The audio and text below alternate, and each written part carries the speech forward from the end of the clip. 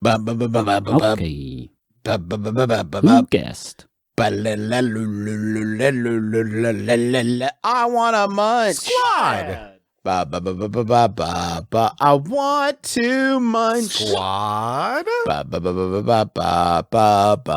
to Munch Squad. It's a podcast within the podcast detailing the latest and greatest in brand eating. Rather than go back into the time machine, I've got a trio of new small Munch Squad stories to share with you. Oh God.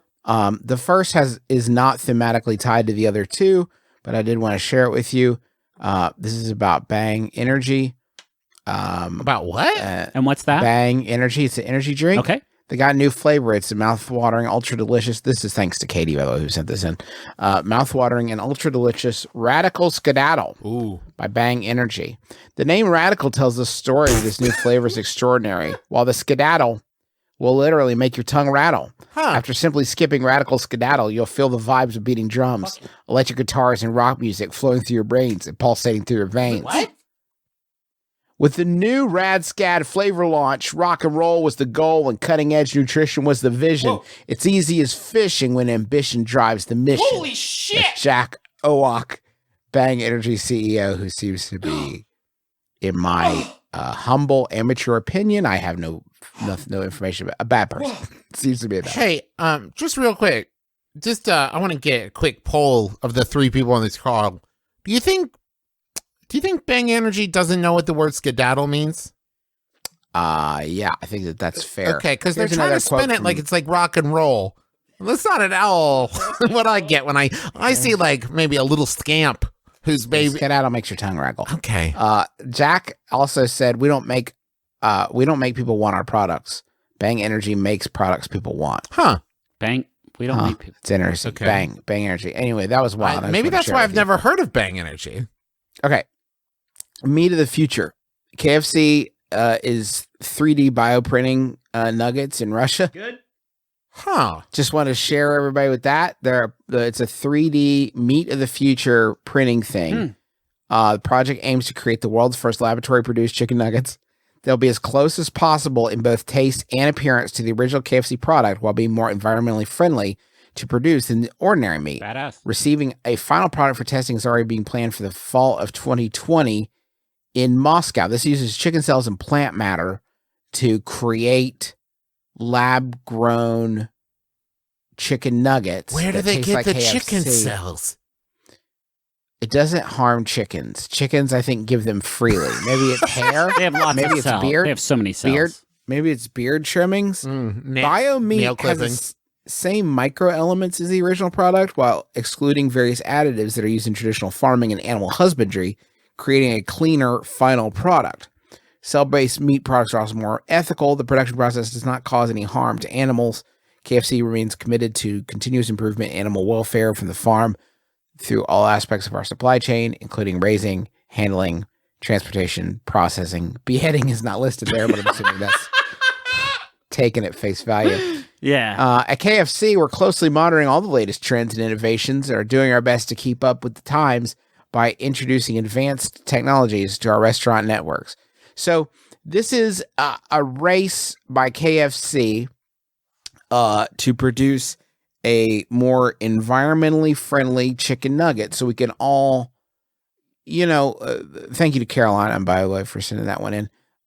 So we can all enjoy, a safer, more sustainable chicken nugget. We're working together. And then to do that, a lot of work and energy is going into it just to make it, a little less of an impact on the planet. I think that's cool. I do think they're missing an opportunity if they are 3D printing this stuff to make it in a way cooler shape.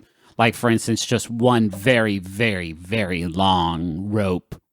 Like a long, like a chicken spindle.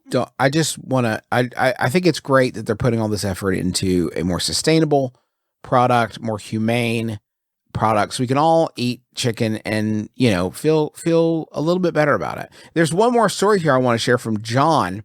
Central Florida PDQ locations to offer milkshake on Monday with blended chicken tenders. Whoa! On Monday only, guests can order their chicken tender hand-spun shake, which contains vanilla ice cream and a whole chicken tender blended up inside of it.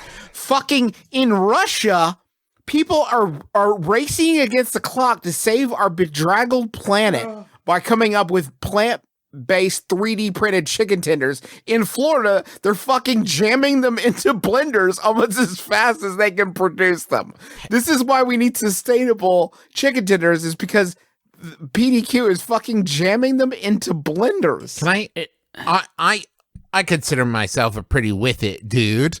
Yeah. Is this a thing people were asking for? I've never heard of this. Like, I've never heard of like, oh man, you like that milkshake? Well, you haven't really enjoyed it till you've put a chicken tender in it. Well, Trev, I'm glad you mentioned that. PDQ's chief marketing officer said in this article, our guests love our craveable fresh chicken tenders and our delicious hand-spun shakes. This shake combines the amazing flavors in both. Oh boy. You motherfucker. This reporter, who gets bonus points to Dave Plotkin for asking the hard questions, is like, basically like, is it fucking whack? Because it sounds whack. It sounds absolutely terrible. The quote that that Dave got back was, "We have heard from our guests that they love our hand-breaded chicken tenders, and they also love our hand-spun milkshakes. So what better combination to celebrate National Chicken Tender Day? You you can't." It's $3.99. That's a good deal. There's gonna be chunks in, like, what are you doing? Straw? That's the plan, bud. Yeah, but is it a spoon thing? Oh, there's another chicken tender on top. Fuck, Travis, who is this imaginary person that you have breathed life into the ether, who says, yeah, let me get one of those, I guess it's gonna be either a hamburger or the chicken tender milkshake. You know what, I'll do the chicken tender milkshake, and then gets it back to their table and takes a big bite and is like, hey, there's a chunk in this. No, I'm not sending this chicken tender milkshake back. No, I'm talking about just consumability, Griffin. What is the method? Because this would have to be spoon, right? Because a chunk of chicken ain't going up a straw. This is not a straw drink. I assume it'll be placed at your tomb with you, like an Egyptian pharaoh's cats. Dave writes, the small size of this monstrosity is $3.99, and the regular size is $5.29. Now, Justin, was there editorializing in there, Justin? No, I'm reading from Dave's story. It's on OrlandoWeekly.com. Find it. The small size of this monstrosity is $3.99, and the regular size is $5.29, and there is no large because there is truly no justice in this world. Have we heard from Dave before? I feel like we've heard from Dave before. It's possible we've heard from Dave before. I wish there was a large, because I like the person's like, I'm going to order this and I'm going to commit. Why don't you go ahead and put a biscuit and maybe some like salt and sugar packets or whatever in there too? Just swirl it all up.